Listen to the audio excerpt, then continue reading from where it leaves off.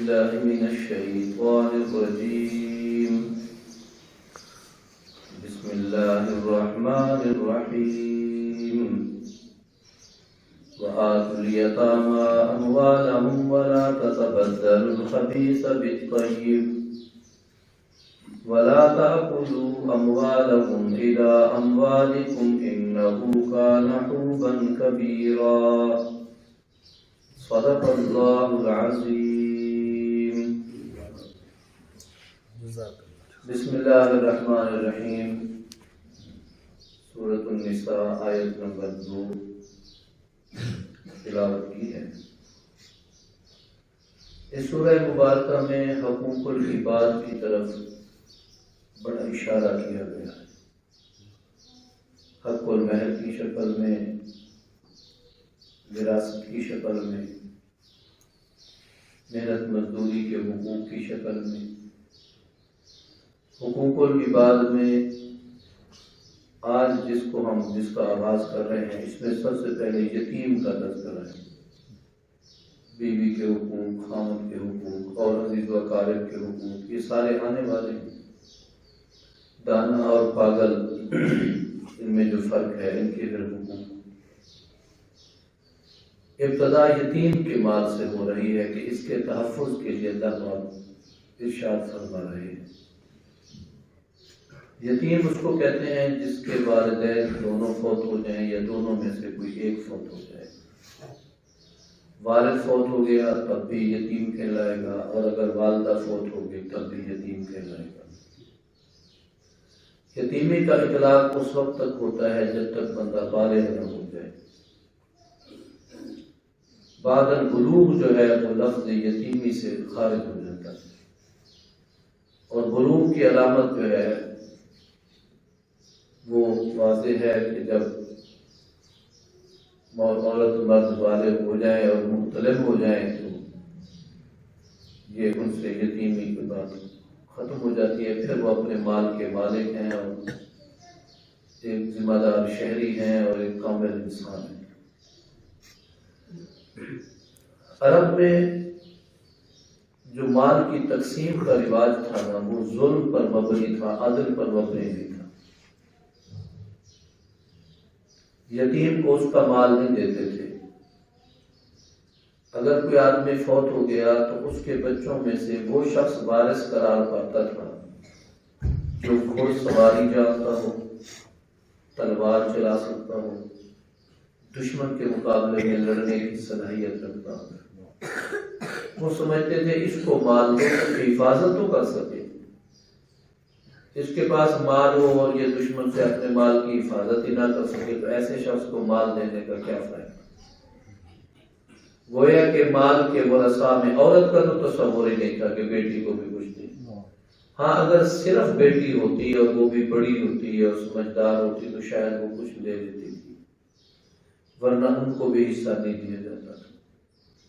مردوں میں سے اگر ایک آدمی فوت ہو گیا، اس کے 4-5 بیٹے ہیں تو بڑا بیٹا یا بڑے 2 بیٹے وہ سارے مال پر قابض ہوتے تھے اور چھوٹے ان کے رحم و کرم پر غلاموں کی طرح زندگی بسر کرتے تھے. یا پھر کچھ چالاکی دکھائی جاتی تھی. قرآن پاک کی ایک معجزاتی کیفیت یہ ہے کہ قرآن پاک کے مسائل نازل ہوئے اور اترے 1400 سال پہلے، لیکن اللہ رب العزت نے اس کلام میں وہ چاشنی رکھی ہے، وہ تر و تازگی رکھی ہے. جب بھی اس کو پڑھو یوں لگتا ہے کہ جیسے ہمارے اور ہمارے اس معاشرے کے لیے نازل ہوئے. ایسے جامع اصول اس میں مقرر فرمائے گئے. سبحان اللہ. اور اگر کہیں کسی فیملی میں کسی یتیم کو کچھ دے بھی دیا جاتا تو اب یتیم کے وارث 2 تھے، یا بڑا بھائی، اور اگر بڑا نہیں ہے سارے چھوٹے ہیں تو پھر چچا. پھر چچا جو تھا وہ تو کمال کرتا مال یتیم میں. اس کو اس کے جوان ہونے سے پہلے ختم کر دیتا تھا، کچھ نہ بچے. بیٹا میں نے تیرے کپڑے خریدے، میں نے تجھے پڑھایا، میں نے تجھے یہ کیا، میں نے تجھے وہ کیا، اور اس بات کو وہ سامنے رکھ کے سارا مال اس کا جو تھا وہ کھا چکا ہوتا ہے۔ اس کی مزید تفصیل آگے آئے گی۔ آج اتنی بات جتنی اللہ رب العزت نے اس آیت کریمہ میں فرمائی ہے، جس کو ہم نے تلاوت کیا، میں نے ارشاد ہوتا ہے وَآتُوا الْيَتَامَىٰ أَمْوَالَهُمْ، یتیموں کو ان کے مال دے دو۔ اب مال دے دو کے دو مقصد ہیں، ایک تو یہ مقصد ہے کہ جو تمہارے قبضے میں ہے ان کو دے دو، دوسرا یہ مقصد ہے جو مال تمہارے قبضے میں ہے ان کا، اسے اتنی احتیاط سے خرچ کرو کہ ان کے جوان ہونے تک کچھ بچے بھی صحیح اور پھر ان کو اس کے حوالے کر دو، یعنی اسے کھاؤ نہیں۔ وَلَا تَأْكُلُوا أَمْوَالَ الْيَتَامَىٰ، ایک جگہ پر آیا یتیم کے مال کو نہ کھاؤ، تو صحابہ اتنے محتاط ہو گئے کہ وہ ان کا علیحدہ آٹا گوندتے تھے، جن کے ہاں کوئی یتیم پرورش ہو پا رہا ہوتا اپنا علیحدہ گوندتے تھے، ان کے کھانے پینے کا انتظام علیحدہ ہوتا تھا، ان کے کھانے پینے کا انتظام علیحدہ ہوتا تھا۔ تو یہ دوہری تیری مشقت ہوتی تھی، اس کے کفیل کے لیے وہ بڑے مشقت میں پھنس جاتے تھے۔ تو بہرحال وَآتُوا الْيَتَامَىٰ أَمْوَالَهُمْ، یتیموں کو ان کا مال لوٹا دو ان کے بالغ ہونے کے بعد۔ وَلَا تَتَبَدَّلُوا الْخَبِيثَ بِالطَّيِّبِ، خبیث اور طیب میں مال کو تبدیل نہ کرو۔ خبیث اس مال کو کہتے ہیں جو مال ہمارے لیے جائز نہیں ہے۔ ضروری نہیں ہوتا کہ وہ خبیث ہم اس مال کو کہیں کہ جو مال واقعتاً ناپاک ہے، گندا ہے۔ آپ کا مال ظلماً چالاکی سے میں ہتھیار ہوں، یہ میرے لیے جائز نہیں، بے شک وہ جتنا صاف ستھرا اور پاک اور طیب اور حلال کی کمائی ہو آپ کی، لیکن میں جس طریقے سے ہتھیاؤں گا وہ میرے حق میں خبیث ہوگا۔ کوئی شخص کسی کے مال کو جب چالاکی کے ساتھ ہتھیانے کی کوشش کرے گا تو وہ گویا کہ خبیث مال کو کھا رہا ہے۔ ایک خبیث مال یہ ہے کہ وہ حرام ہے، گندا ہے، غلاظت سے بھرا ہوا ہے، شراب ہے، جوئے کی کمائی ہے، اور جناب علی کسی اور ظلم سے حاصل کردہ رقم ہے۔ ایک تو اس کی ظاہری خباثت ہے، روحانی خباثت یہ ہے کہ جو مال میرا نہیں اور اس پر میرا حق نہیں، اسے جب میں کھانے کی کوشش کروں گا یا کھاؤں گا یا تبدیل کروں گا تو یہ مال خبیث ہوگا میرے حق میں۔ تو اللہ تعالیٰ فرماتے ہیں وَلَا تَتَبَدَّلُوا الْخَبِيثَ بِالطَّيِّبِ، خبیث مال کو مت بدلو طیب کے ساتھ۔ ایک تو اس کی یہ صورت مفسر نے لکھتے ہیں۔ دوسری یہ ہے کپڑے ہیں، تمہارے کپڑے نسبتاً کم قیمتی ہیں اور یتیم کے مال کے کپڑے جو نکلے وہ نسبتاً زیادہ بہتر ہیں، اچھے ہیں۔ وہ بچہ تھا، اسے اس بات کا اندازہ نہیں تھا، ہم نے اچھے کپڑے رکھ لیے اور جو کپڑے اس کے مقابلے میں کمزور تھے ان کی فضیلت بیان کر کے اس کو شوق دلا کے اس کو تھما دیے تو یہ پہن لے۔ اس کے مال میں سے کوئی گھوڑا، کوئی سواری، کوئی اونٹ، کوئی دور حاضر کے مطابق کوئی ٹریکٹر، کوئی ٹرالی، کوئی کار، جیپ، کوئی اور چیز نکل آئی۔ ہم نے کہا بیٹا تو چھوٹی سی عمر کا ہے، تو یہ کار چلائے گا، کہیں تیرا حادثہ نہ ہو جائے، چلو تو اس کے بدلے یہ موٹر سائیکل رکھ لے اور کار مجھے دے دے۔ یعنی ہم نے اچھی چیز رکھ لی، بدلے میں کمزور چیز اسے دے دی، اس کی کم عمری کی وجہ سے اس کو ہم نے ایسا بریف کیا کہ وہ بیچارہ قائل ہو گیا۔ سرے سے اس کے مال کو لینا وہ جائز نہیں، اور خبیث کے بدلے طیب کے بدلے خبیث مال تھا، اس کا مال اچھا تھا، اپنا کمزور تھا، وہ بدلنا وہ بھی بالکل جائز نہیں، یہ بھی نہیں کر سکتے۔ وَلَا تَأْكُلُوا أَمْوَالَهُمْ إِلَىٰ أَمْوَالِكُمْ، ان کے مالوں کو اپنے مالوں کے ساتھ ملا کر بھی نہ کھاؤ۔ یہ آیت جب نازل ہوئی تو بڑے محتاط ہو گئے صاحب۔ اب یتیم کا مال علیحدہ ہوتا، اس کی نگرانی، اس کی حفاظت علیحدہ، اپنا علیحدہ، کھانے میں، پکانے میں، پینے میں، پہننے میں، تو مشقت آ گئی۔ اس کی آگے چل کر سہولت ملے گی۔ مال کو مال سے نہ ملاؤ، یعنی اسے یہ کہنا چلو بھی یہ جو کچھ ہے اکٹھے پکا کھا لیں گے، ہم کھانے پکانے والے 10 ہیں، اس کا حصہ برابر کا ہم نے ڈالا وہ 1 یا 2 ہیں، اور ہم اس کو برابر کر کے چکر دے کے اس کے بعد کو کسی طریقے کم کرنا چاہتے ہیں تو اس کی بھی ہمیں اجازت نہیں ہے۔ یقین جانیے ہماری جملہ عبادات کی قبولیت جو ہے اس کے پیچھے مشروط ہے ہمارا رزق حلال۔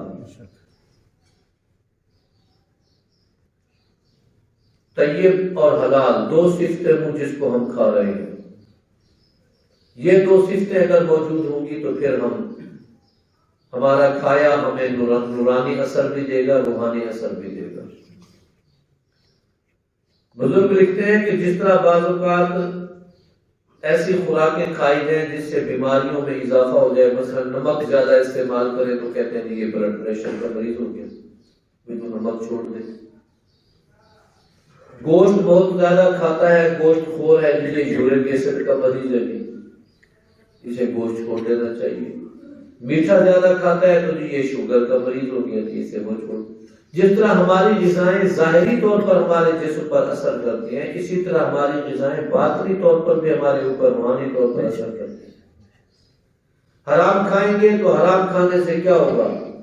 نیکیوں کا شوق ختم ہوتا چلا جائے گا، نماز پڑھنا بوجھ ہوگا۔ کیا وہ ہمارے بھائی نہیں ہوتے جب ہم ہوٹل پہ، بیٹھک میں، شادی میں، غمی میں، بس میں، سفر میں، حضر میں اکٹھے بیٹھے ہوتے ہیں، آزان ہو گئی اور اس نے کہا یار آپ نماز پڑھ لو، میں ذرا سگریٹ پی لوں، میں ذرا چائے کا کپ پی لوں، آپ ذرا وہ بھی تو ہماری طرح کا مسلمان بھائی ہے، کلمہ گو ہے، ہمارے رشتے دار ہے، ہمارا دوست ہے، ہمارا عزیز ہے۔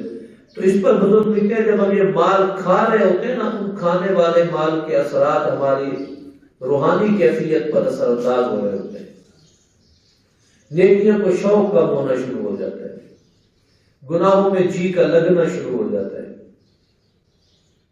اس کا نقصان ہوتا ہے۔ تو یتیم کے مال کو خاص طور پر، ویسے تو ہر مال میں احتیاط ہمیں برتنی چاہیے۔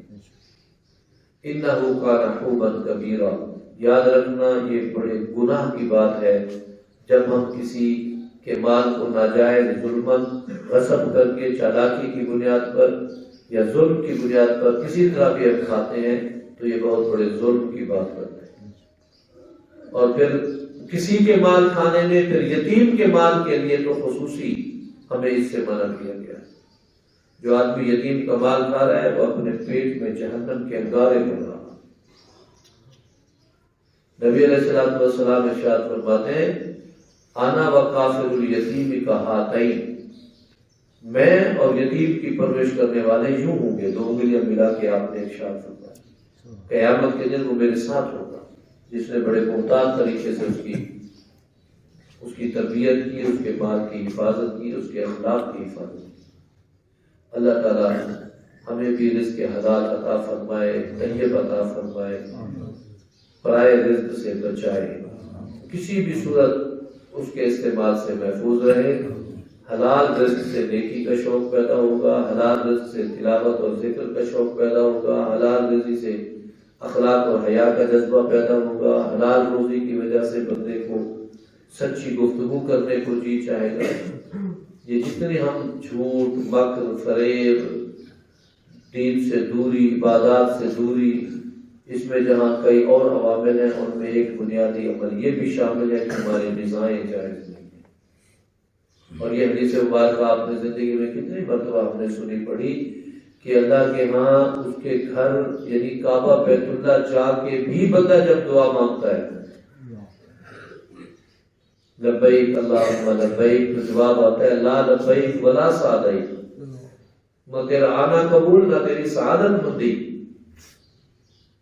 صحابہ نے عرض کیا اللہ کے پیارے نبی وہ آیا تو ہے اور پھر اس کا آنا قبول نہیں، اسے مسترد کر دیا گیا، اس کا احرام، اس کا طواف، اس کا ملتزم پہ آنا، زمزم پینا، یہ سارا مسترد کر دیا گیا۔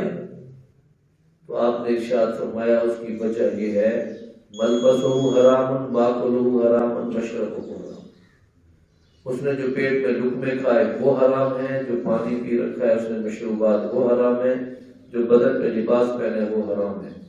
ان تین حرام چیزوں کے استعمال کی وجہ سے اللہ نے اس کی حج جیسی عبادت کو مسترد کر دیا، حج جیسی عبادت کو مسترد۔ تو نمازوں کا کیا بنے گا، باقی کام کا کیا بنے گا؟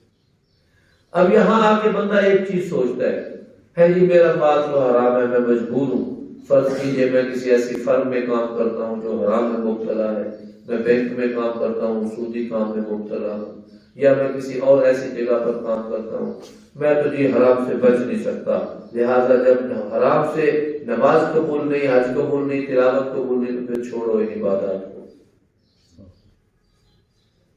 اچھا، یا کوئی آدمی حرام بھی کھا رہا ہے اور اس کے ساتھ ساتھ پھر نمازیں بھی پڑھتا ہے اور حج بھی کرتا ہے اور تلاوتیں بھی کرتا ہے، تو ایسے شخص کا کیا بنے گا؟ علماء لکھتے ہیں ایسا شخص جو مال حرام میں بھی مبتلا ہے اور ساتھ توفیق ہوتی ہے تو عبادتیں بھی کر رہا ہے، اس کی ساری عبادتیں ایک طرف رکھ دی جاتی ہیں، یہ جمع کر دو، نماز رکھ دو، روزہ رکھ دو، تلاوت رکھ دو، فلاں نیکی رکھ دو، سخاوت رکھ دو، یہ ہے تو مال حرام سے کمائی ہوئی۔